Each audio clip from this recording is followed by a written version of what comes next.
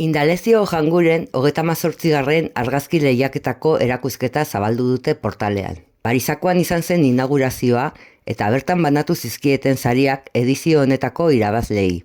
Indalezio Janguren ohorezko saria argazki bilduma honenari Oskar Gazkon Marañonek eskuratu du.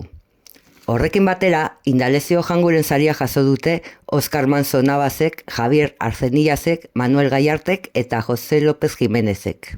Euskal Herri mailako Indalezio Janguren sariak berriz, Jose Agustin Gurrutzagak, Aitor Arana Arrutik eta Andres Indurain Gutirrezek hartu dituzte.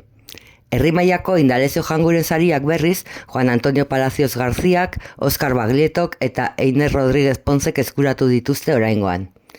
Eta amaitzeko, 8 eta 16 urte bitarteko parte hartzaileen artean, Nerea Solana Dominguezek irabazi du argazki honenari saria.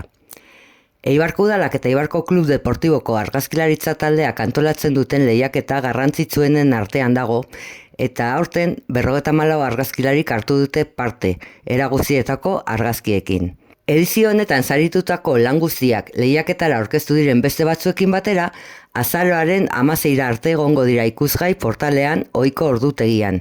Hau da, Martitzenetik Domekara, arratsaldeko 6:30 8:30.